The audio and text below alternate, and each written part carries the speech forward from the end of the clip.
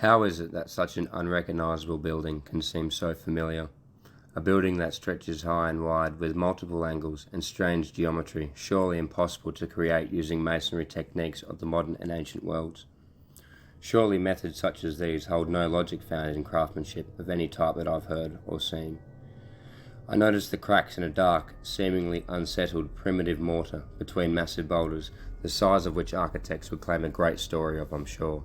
A mass of men with wills weakened by the hierarchy of their superiors in an attempt to avoid a lashing at their heels and the right to eat a hot meal, but something told me that couldn't be true.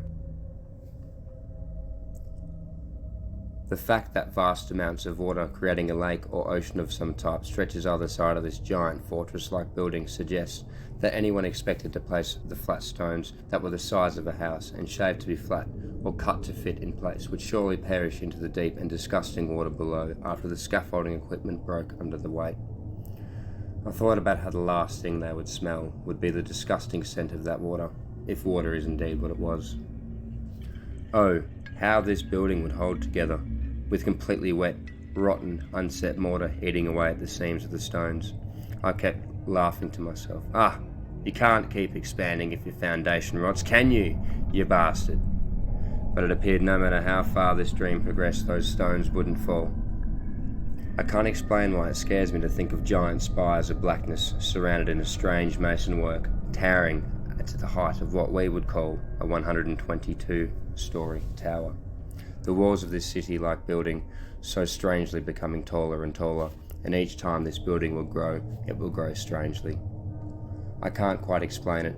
Perhaps my memory becomes repressed to help me alleviate some pain, but the morphine to help keep the demons away is too expensive, and when I fall asleep, I become stuck on the same mountainside, on that damn beach. Just out in the distance, I have in plain view this eternal, disgusting, stone-covered, ever-growing building. It is so large that I cannot see it to the end, forward, left, or right. Behind me there is nothing but a giant pit. The scarce moonlight will do nothing to illuminate it. I think it represents my ever-growing insecurities and dread of this place. It was quite small when it started, but so was the building. My psychologist said it represents something within me that I can't see or hear, and we need to find the cause of that. I once put my hand into my pocket and pulled out a pair of car keys, threw them down the pit, but I never heard them hit the bottom. The darkness is so true when you stare into that vast space, so black and dark you can feel your soul becoming vulnerable to the everlasting nothing that surely awaits us all when our time comes. I am not certain of when the visions began, or when I started to question, was it really a dream? Or is it a vision? No, it couldn't be. Visions don't exist, just dreams. Just the inane ramblings of a simple labourer whose wife left him, his children despise him. It's for the best, however. We have nothing in common. I thought once, maybe my Simon has dreams of vast masses of concrete masonry and disgusting rumbling, rotting water and the feeling of anguish and despair. But he just can't talk about it. Then I saw his school drawings. Somehow the geometry of his pictorial display matched the indescribable patterning, twisting, leaning, and the nauseating fear this place induced. To others it appears nothing but the innocent scribblings of a child. My psychologist tells me my brain is trying to familiarise the nightmare by helping me find comfort in the real world. That's probably it. I mean, the place can't exist beyond my own problems, right?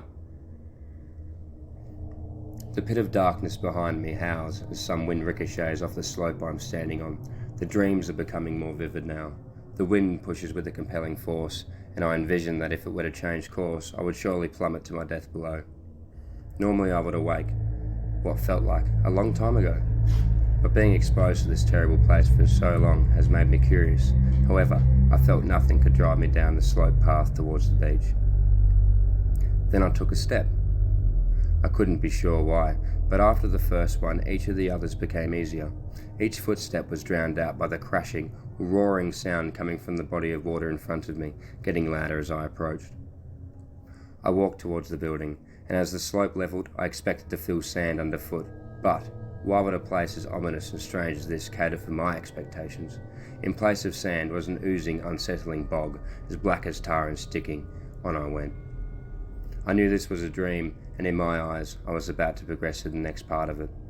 The moon lights the shore as I trudged towards my goal. The corrupted masonry stood only 200 metres from the shore. And finally, I struggled to see the damn structure. Unassisted by the height of my first location, all that could be seen were the masses of spires that rose above me and the blanket of fog over the rotten waterway, so thick this fog could be cut with a butcher's knife. It appeared the moon's glow shone brighter the closer I ventured to the colossal structure, illuminating a small wooden vessel. The sails torn and broken, with winds rolling down the face of the cliff that I had somehow wandered from. I could make out only one word, or perhaps part of a word, that remained on those sails. Really, what the hell does that mean? What does that have to do with this aquatic structure? Is that what this place is called?